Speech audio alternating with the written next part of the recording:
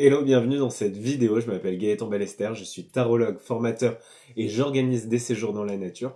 Aujourd'hui, nous allons aborder le sujet intéressant mais néanmoins complexe de deux outils divinatoires très populaires, le pendule et le tarot. Comment les différencier, pourquoi les utiliser et comment les assembler.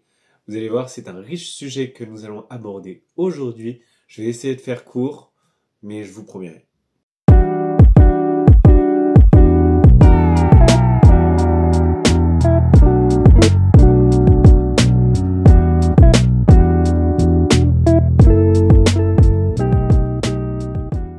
Alors, commençons avec un outil que j'utilise principalement, la cartomancie.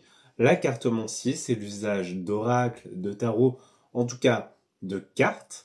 Et qu'est-ce que sont que des cartes, si ce n'est des bouts de carton sur lesquels il y a d'inscrit quelque chose. Alors, sur ces bouts de carton, on peut retrouver, comme sur une carte de tarot, une illustration et quelquefois des mots.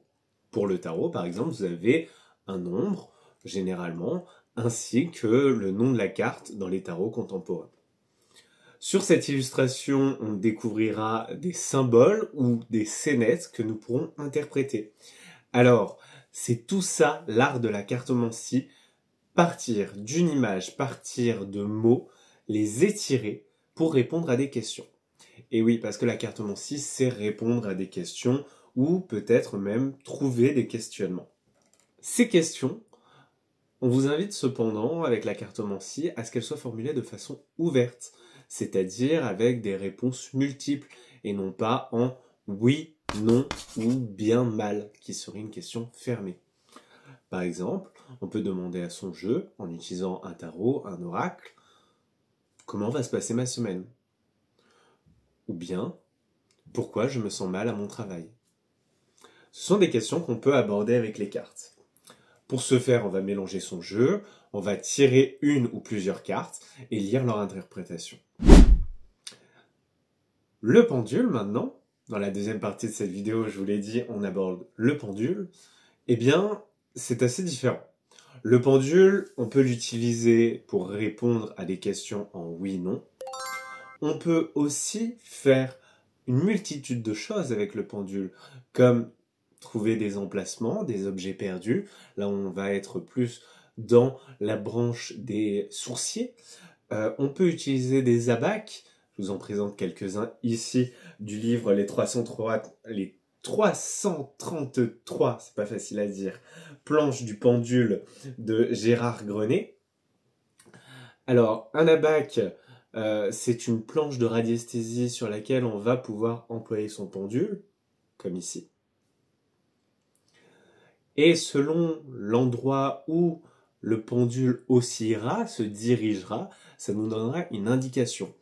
Alors, ces indications peuvent être multiples, comme par exemple pour trouver le débit d'eau d'une source, ou bien répondre à des questions autour de l'énergétique, autour de la santé, ou bien d'autres. L'usage est assez différent de la cartomancie, vous le remarquez. Et pourtant, si je vous disais qu'on peut allier les deux, est-ce que vous me croiriez? Eh bien, avant d'en arriver là, je vais quand même vous présenter plusieurs cas et à vous de trouver quel outil sera le plus efficace pour s'y prêter. Bien sûr, on parle d'efficacité théorique. Chacun a sa sensibilité. Par exemple, moi, je n'ai pas une grande appétence pour le pendule, je n'ai pas une grande pratique ni un grand plaisir à employer le pendule.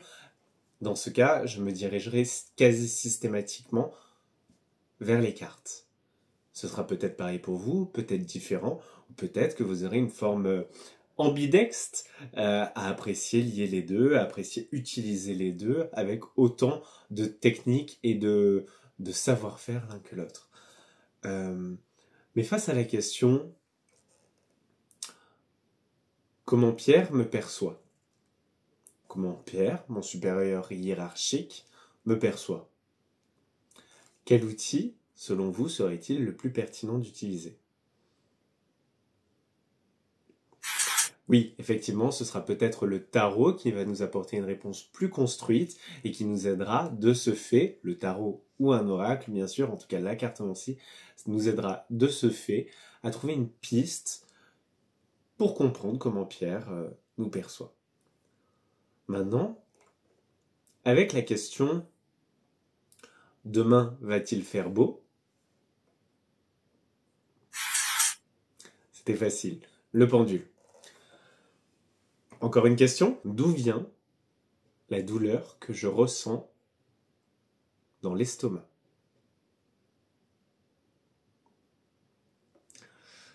Plus compliqué, vous l'avez vu. Ici, il pourrait s'agir d'un usage de cartes, peut-être pour comprendre une forme de somatisation. Pourquoi j'ai mal à l'estomac? Et les cartes nous aideront à identifier les causes environnementales. Tandis qu'avec le pendule, on peut aussi utiliser par exemple des abaques pour identifier s'il y a un désordre, peut-être au niveau des chakras, peut-être au niveau des corps intérieurs. Bien sûr, par rapport à ce type de questions, ça ne dispense pas d'un avis médical, jamais. Ici, on est dans une approche alternative qui ira compléter, souligner ou accompagner une approche de spécialiste, c'est-à-dire le corps médical. Bon, maintenant qu'on a vu que tarot, oracle et pendule avaient des fonctions assez différentes, comment les employer ensemble? Eh bien, lorsqu'on mélange ces cartes, on pourrait utiliser le pendule pour qu'il nous aide à trouver, à choisir les cartes que l'on doit piocher. Ensuite, lorsque l'on hésite sur la symbolique d'une carte, on pourrait là aussi utiliser le pendule afin de confirmer ou à l'inverse réfuter notre hypothèse d'interprétation. Vous voyez, ces deux outils, certes, ils ont des fonctions assez différentes, mais qui peuvent être complémentaires. C'était une vidéo, je suis assez content de moi, qui a été assez courte, mais qui permet de répondre au sujet cartomancie et pendule, lequel choisir. Vous y voyez peut-être un peu plus clair, peut-être que vous utilisez les deux. Dites-le moi en commentaire, est-ce que vous avez une préférence pour la cartomancie, oracle ou tarot, ou bien pour le pendule? J'aurai grand plaisir à vous lire, et à bientôt pour une prochaine vidéo.